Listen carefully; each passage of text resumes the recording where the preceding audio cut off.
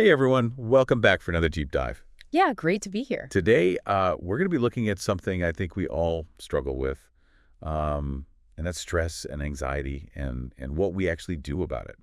How we handle those feelings when they pop up. It's so universal, right? Everyone experiences it in some way. Exactly, and we've got this source material here that really just gets right to the heart of it.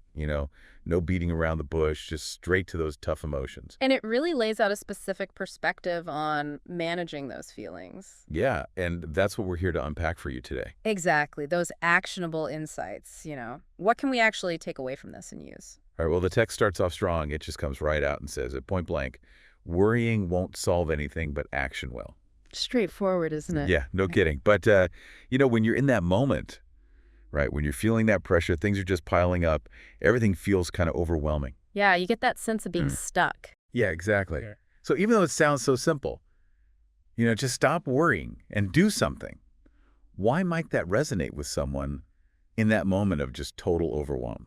Well, I think the key is this shift in control that it highlights. Worry often keeps you trapped in this cycle of mental loops, like a hamster wheel. You just Mm. keep going over the same thoughts and you feel powerless. Yeah, yeah. But action, even the smallest step, immediately changes your role. It puts you in the driver's seat. Right. You become someone who is doing something, not just thinking about it. So like taking that first step out of the loop. Exactly. And that move from passive to active is inherently empowering. So like if you're, totally stressed out about a deadline at work or something like that, Right. what would be like a small action to kind of get out of that loop? Oh, in that case, even something as simple as just outlining the very first task, breaking it down. Yeah, that makes a lot of sense. And the text actually goes on to give a pretty direct instruction after that. It says, get up, move, execute problems, bow down to those who take charge. It doesn't mince words, does it? Wow. No, it's strong language and it's intentional. Mm. What do you make of that level of directness? Well, I think the bluntness can be surprisingly effective. When you're stuck in that rumination, that overthinking a clear, almost sharp command can really break through that pattern. It's a jolt to the system. Exactly. And psychologically taking action, even a small one, can trigger a feeling of control. You're doing something, Yeah. and it can even release neurochemicals in the brain that counteract those feelings of anxiety. Interesting. So you're actually changing your brain chemistry. Wow. And then there's that image of problems bowing down, which, while it's dramatic, Yeah. it reinforces the idea that even small steps can chip away at this feeling that the problems are just too big to handle. Right. It's not like you're conquering the whole thing at once. That's the exact. You're just taking that first step. One step at a time. Okay, so we're seeing how action can really shift our internal state, how we feel about things. But then the text goes on to say something even more interesting. It says, fear is an illusion, which, that's a huge claim. It's definitely provocative. Yeah, why do you think that statement in particular can feel so provocative for people? Well, I think it's because fear, it has very real physical and emotional effects on us.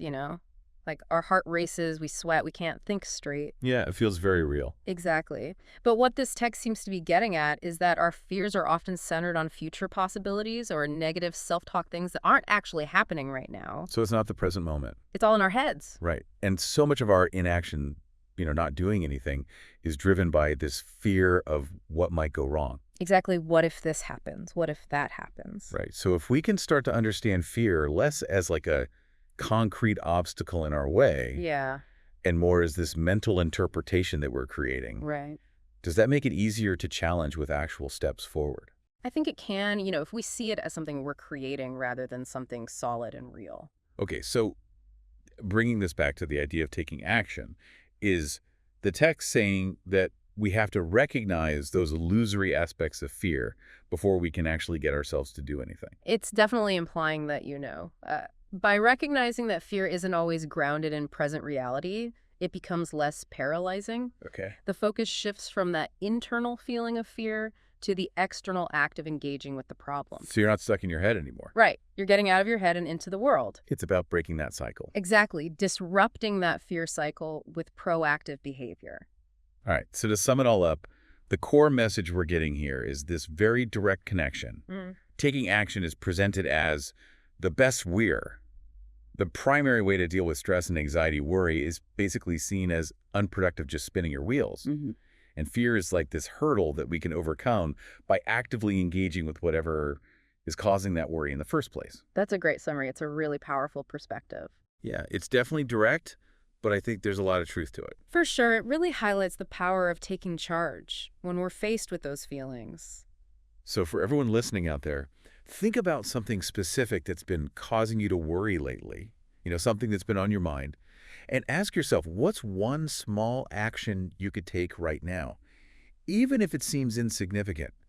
Could shifting to that action-oriented mindset, even on a small scale, start to change how you feel about that problem? It's definitely worth exploring. Absolutely. Thanks for joining us for another deep dive. It was a good one. We'll see you next time.